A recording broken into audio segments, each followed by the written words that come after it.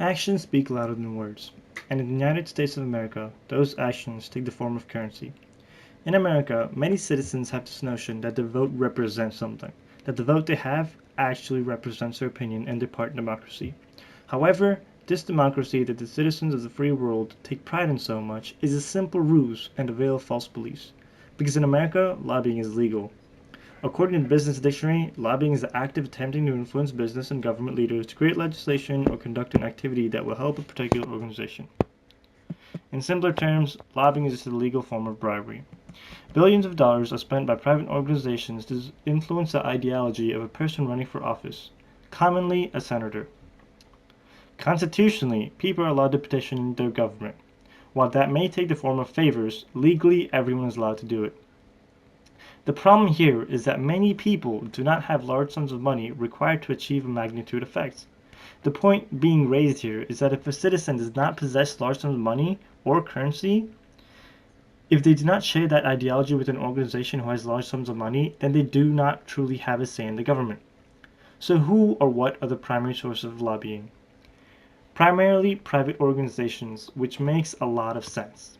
Many private organizations are trying to grow and obviously make a lot of money.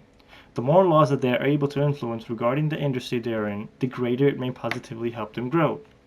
If the company Juul, for instance, was able to lobby against the FDA and how much they were allowed to regulate a certain company's advertisements, then they could have potentially prevented the FDA from being able to investigate their own companies regarding advertisement to teenagers. Fortunately, for every parent with a teenage kid, Juul took a mature, responsible steps to prevent teenagers from buying their product before the FDA got to them. So the legal way of lobbying is to hire lobbyists. Lobbyists are usually people that once had a job in the government of some sorts. They tend to be someone who held a position in the Senate. You know, sort of like the way a child to fulfill the deep desire of taking out their anger of them being by their own parent. Lobbyists' main goal. Lobbyists are paid to influence the government. Tim Collins has cultivated his links to top Tories, and that's why his firm pays him the big bucks. That's what he does. Lobbyists are paid to advise their clients on how they can present their case most effectively to government, and everyone has a legitimate right to do that. And a lobbyist. Now the main takeaway from this video was that the last sentence from Adams. Lobbyists' job is to help organizations present their case most effectively, but it's not.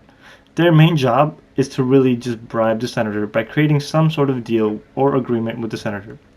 That deal usually involves the senator taking large sums of money in the name of donations for supporting the ideology of that private organizations once they're elected.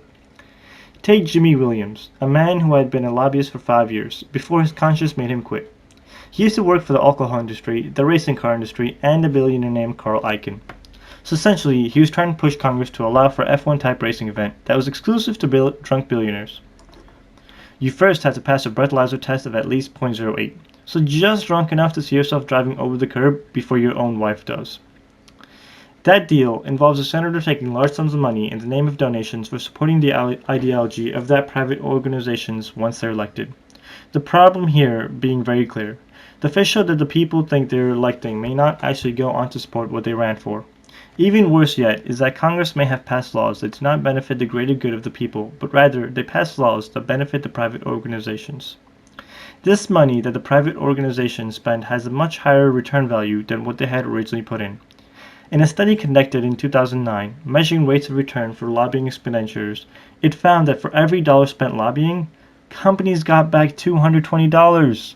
To put that in perspective, that's 22,000% return. One can only imagine how far it has come since the decade.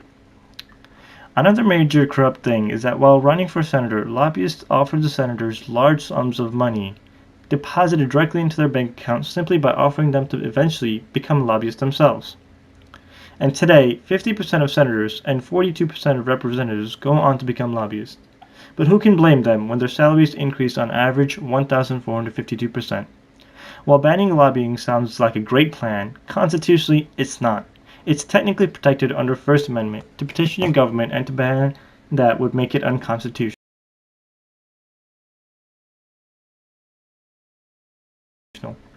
Many may argue that this is simply the true face of politicians. While this may be true, they are motivated to stay in power. If they lose the support and the money provided by the organizations means that they lose the next election. While senators are not really truly to blame, since they are often very much in need of that money.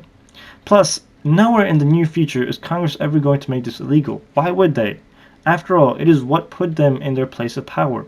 However, citizens must be aware of what senators they are voting for. Senators should not be allowed to take money from an organization from special interests that they regulate. And who knows, in the next election, it may be worthwhile to vote for the organization being represented by the senator, rather than the person running.